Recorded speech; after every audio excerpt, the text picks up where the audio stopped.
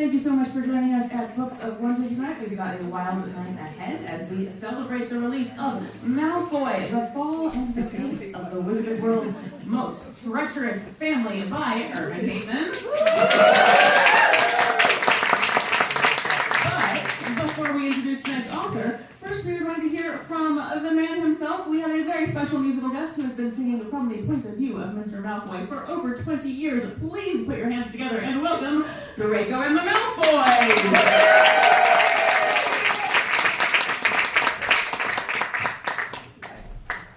So this song is from Draco's perspective, so fair warning, this is going to be mean. The song's about this kid at Hogwarts. He gets way too much attention for his own good. His name's Harry Potter.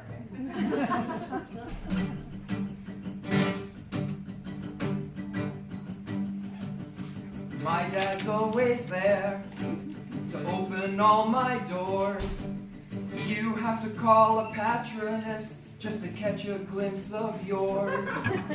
My mom says she loves me when she tucks me into bed. How's your mommy doing in the mirror of Erised? My dad is rich and your dad is dead. My dad is rich, your dad is dead. Your dad's on his journey to the great beyond. When you're dueling, you might see him come out of someone else's wand. You may have freed our house elf or brought doubt to our family name, but your parents still got toasted by a big green glowing flame. My dad is rich and your dad is dead. My dad is rich, your dad is dead. Everybody! My dad is rich, yeah, and your dad is dead. My dad is rich, your dad is dead.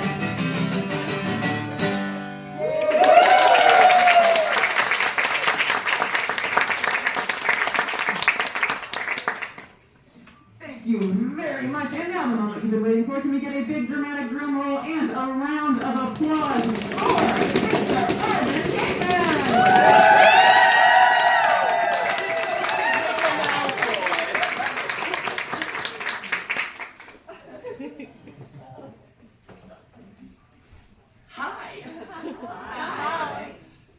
Thank you so much for coming. I'm Irvin Khaytman. I am the author of Malfoy, the very long subtitle.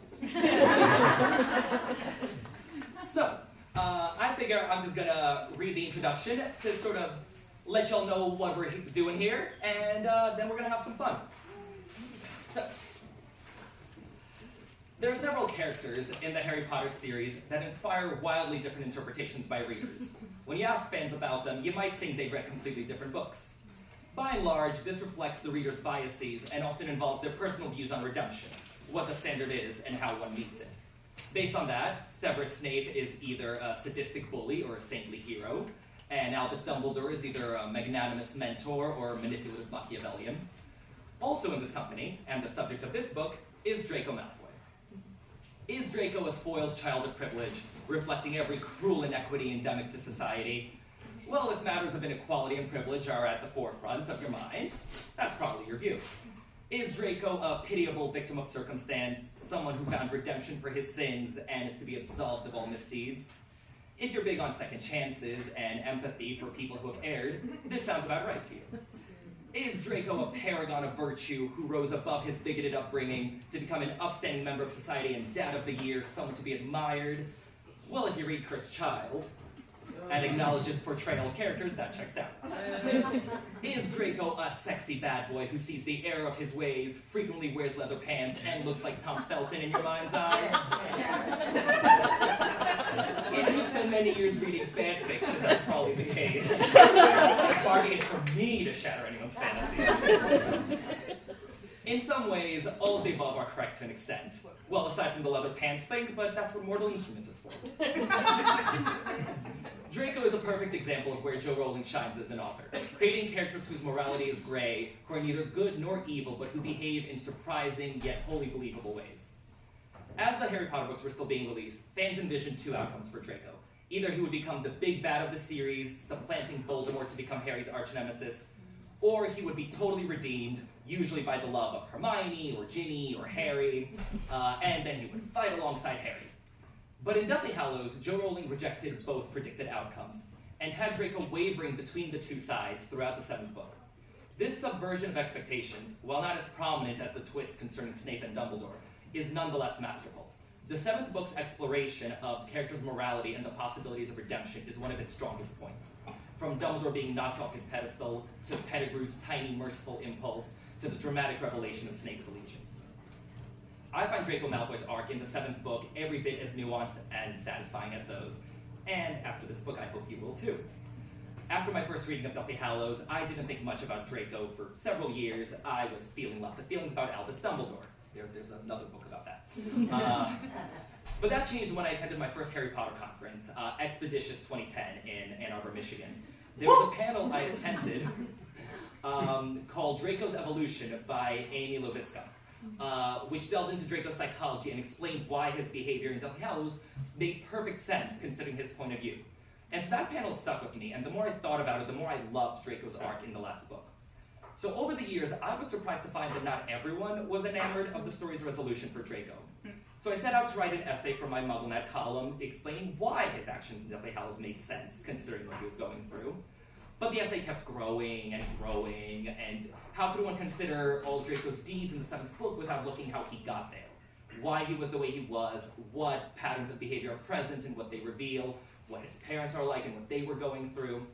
In short order, I realized what I had on my hands was not an essay, but an entire book. We shall delve into Draco Malfoy and his parents throughout the 7 Harry Potter books. We'll consider his misdeeds, his motivations, and his background. And at the end, I hope to leave you in a position to answer a twofold question. Is Draco redeemable after everything he did? And, based on his actions in Deathly Hallows, was he redeemed?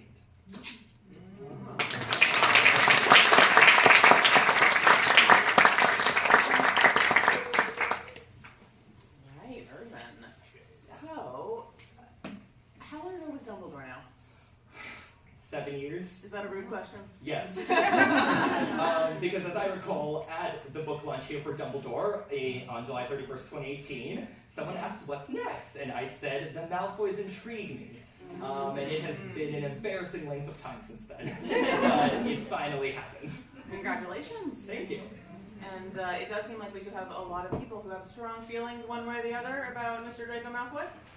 Yeah? I mean, I only ever write about characters people have strong feelings about. Like, my favorite character is Luna Lovegood, but there isn't a book there. I'd be like, Luna's great. We're all agreed. Yeah? Yeah? Okay, good, thanks. Where's the other 70,000 words come from? So when you're approaching this character, when you're approaching a book like this, do you think of yourself as, are you approaching it more as a scholar, as a fan, as a wizard who has just accidentally wandered into the Muggle world and is now blessing us with your particular perspective? I would say more fan and slightly scholar. I never had any formal training in literature or writing or any of that. I come to this as a Harry Potter fan. I came of age, during the peak of the Potter fandom, in MuggleNet's heyday when people wrote essays online, analyzing the books and trying to predict what would happen in the last few. And I idolized all these writers. Like growing up, I wanted to be Brandon Ford and Malene Frieden and the other MuggleNet columnists. And so that's very much the tradition in which this book is. It's sort of a conversation with 20 plus years of a fandom.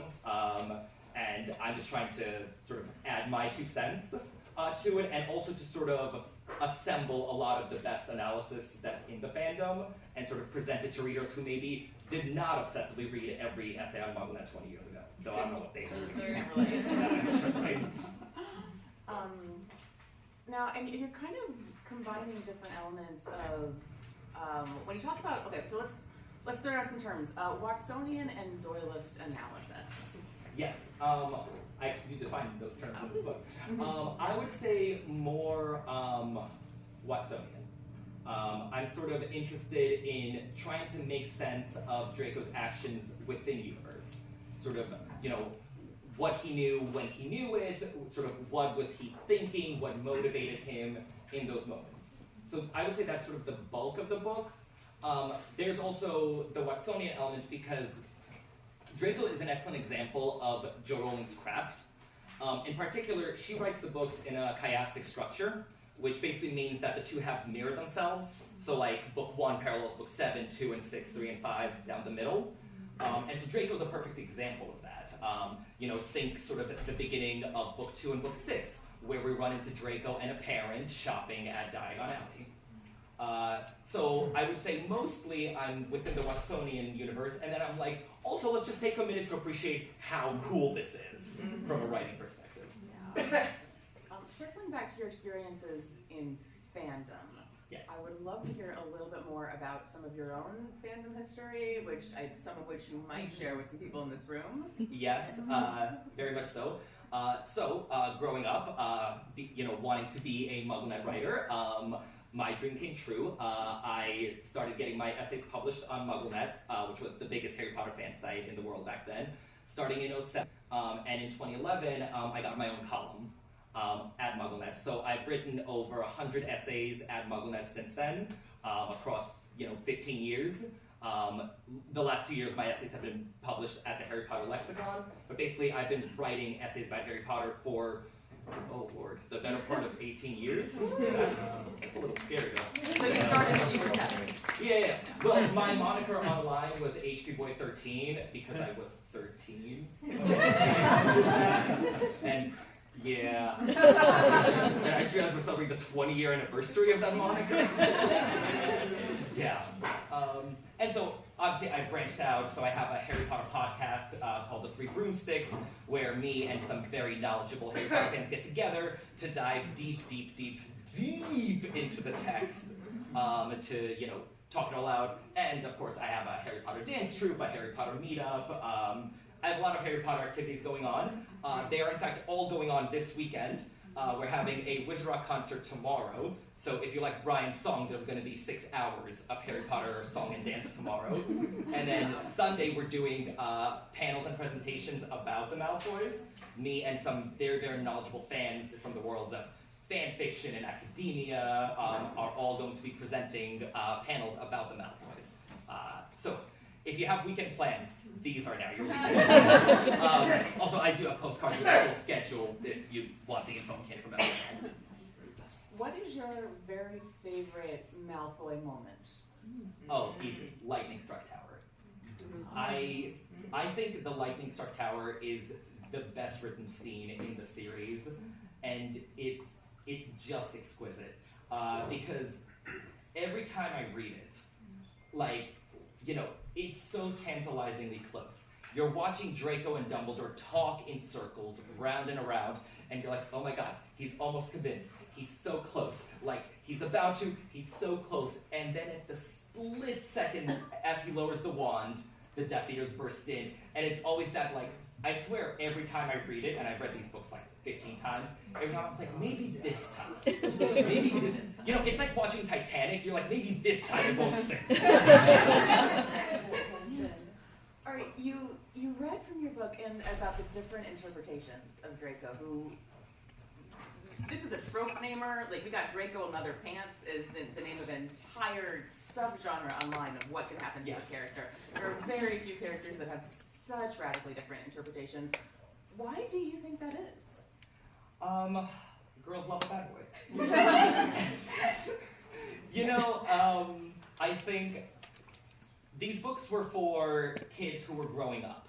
And so as the kids grew up with them, and as the internet also grew up with the fandom, it was just kind of a perfect storm of girls having their, awakenings, for lack of a better term, and being like, so these blonde-haired bad boys, huh?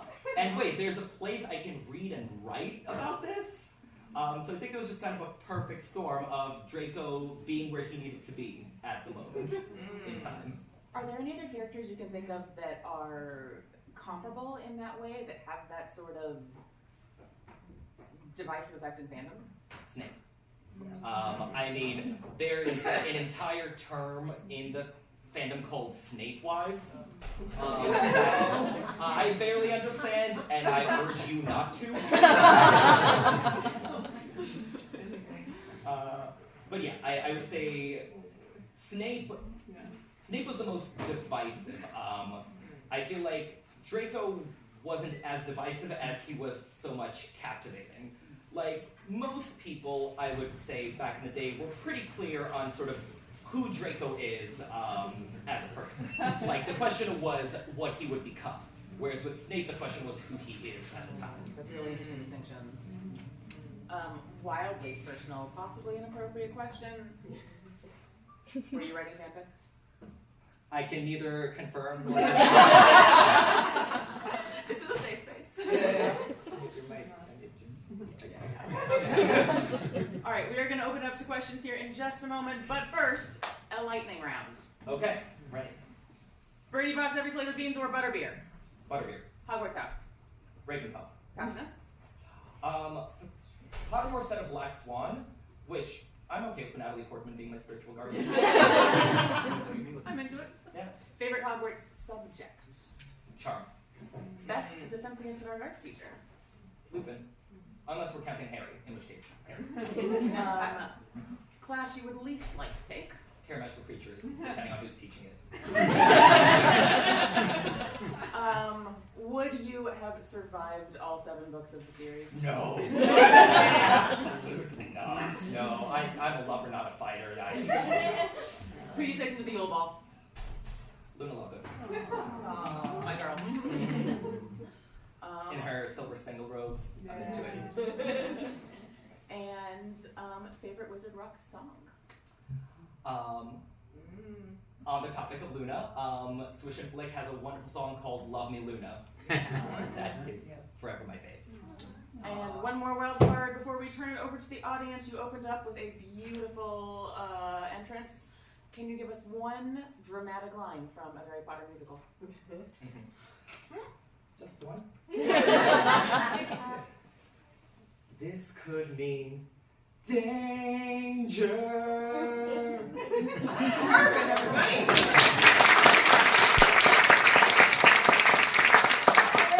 Questions! Come on, who's gonna be brave? I'll be first. Hi, my name's Maya. I would like to ask a clarifying question on the lightning round just now. I'd like to understand that your favorite class would be Care of Magical Creatures under Grubby Plant? I wouldn't say favored, but I'd be much likelier to take it. Yeah. I'm not going to call you a liar in front of me.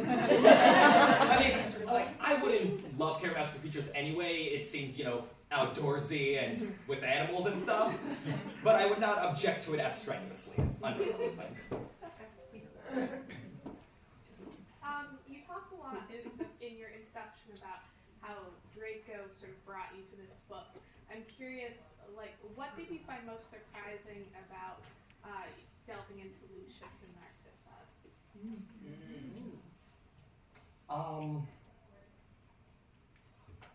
That's a good question. I would say Lucius did not surprise me. Lucius Malfoy is exactly who you think he is. I love Narcissa. I feel bad for Draco. Lucius I have nothing good to say about him. He just sucks. Narcissa, I feel like I had a pretty good grasp of who Narcissa was going in. She's a mother as written by J.K. Rowling, which means that her end-all, be-all motivation is protecting her son and her family. There's another great Wizard Rock song, there's nothing I wouldn't do anymore, there's nothing I wouldn't say anymore to protect Draco. So I would say the thing that surprised me most about Narcissa, in fact, was Spinner's End. So I always loved the chapter of Spinner's End, and I was always curious, the fandom has debated forever about how much of what Narcissa did in Spinner's End was premeditated versus not. Did she go there intending to entrap Snape into the unbreakable vow? Because I think we're fairly clear that it was an entrapment, just based on his and Bellatrix's reaction. And sort of the simple version was always that, yes, Narcissa, planned it all, she's an evil mastermind. But so I wrote an entire chapter in this book analyzing Spinner's End. And you sort of have to dive deep into the text, sort of on a line-by-line level. You need to take out all of Bellatrix's interruptions. Because Joan's very clever. You know, she has Bellatrix sort of dialed at an 11, acting like a cartoon character, which then distracts you from, like, everything else going on. But if you zero in on Narcissa's lines, on what she says and what she does, I came away with the interpretation that no, she didn't actually plan the whole thing out in advance, that she's actually just that good that she could come up with stuff like this on the spot, which frankly I find even more impressive. So I'm now even more impressed with Narcissa Malfoy.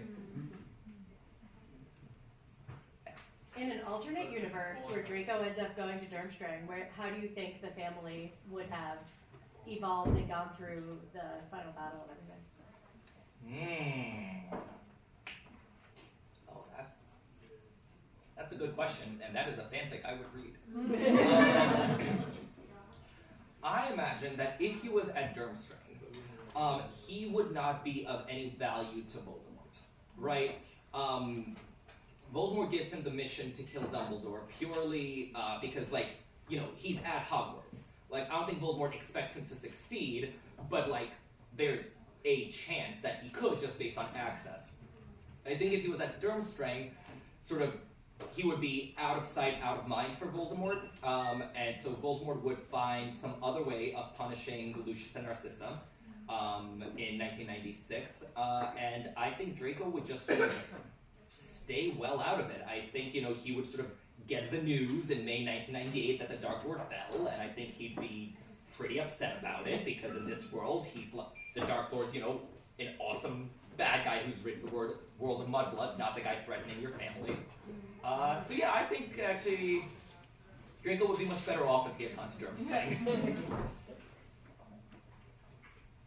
I don't know how to word it, but in the final book, 7, where Narcissa goes up to Harry and Voldemort thinks that he's dead, do you think she did or said what she did because she knew or felt that Harry would eventually be killed?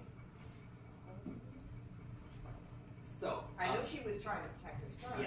Yeah. I do dive deep into that in the book, but the short version is basically Narcissa's mind is worrying a mile a minute at this point. Like, she has a Dumbledorian ability to sort of look at a situation, run the analysis, and just figure out what's up. So I think the information that she has right now is that Draco's life is very actively right now in danger. And at this point, Voldemort has tried to kill this Potter kid twice, and twice the killing curse didn't take. So at this point, if you're Narcissa, you're like, well, Harry Potter doesn't seem particularly killable by the Dark Lord. And so at this point, either on the off chance Harry does win, and, you know, we get to go home scot-free, or at the very least, I get to go collect Draco and, you know, run off to Australia. Basically, at this point, Narcissa had Voldemort as a very unwelcome house guest for a year, and she is sick of it. She is sick of cleaning up corpses in her dining room. You know, she is sick of, you know, all the blood. She is sick of the giant snakes, the prisoners yelling in the basement. And so I think at this point she's just like, you know what? I'm not sure, but I'm gonna take my chances. And there's also one small moment. When Voldemort directs her to go check on Harry, he points at her, presumably with his wand, and there's a shriek of pain. So he casts some kind of spell to hurt her, just when he was giving her the direction to check on him. Now, I'm not saying that was her entire motivation, but I think if you are sick to hell of this guy, if this Potter kid might or might not be, you know, immortal, and this guy just hurt you for no damn reason, you, Narcissa Malfoy, a member of the toujours per noble and ancient House of Black, I think that might have been the final straw for her, where she's like, okay, no, we're done with this. In all the time you spent analyzing an entire family full of Slytherins, did writing this book change the way you think about the House of Slytherin or offer any new insights into what it means to be a Slytherin? I think it definitely offered some new insights. Because for a Slytherin, there are two overriding motivations, according to the canon. It's self-preservation and it's ambition. And so when those two are perfectly aligned, you know, when you're like, I want, you know, to be okay and I want to achieve great things, then it makes sense. Then it's sort of fairly straightforward how Slytherin would act. But what I kept running into when analyzing the Malfoys is the moments when it conflicts. Basically, you know, all of Deathly Hallows. The Malfoy family is suddenly faced with the very real choice between their two overriding motivations of self-preservation versus ambition. And we see how they deal with it. And we sort of run the spectrum. Lucius Malfoy doesn't care about self-preservation. He's all in for ambition. Basically, Lucius Malfoy has lived such a privileged life, he cannot conceive of a life without privilege. And so he will risk everything, you know, his life, his family, you know, absolutely everything in order to regain his former power and status. Draco is the exact opposite.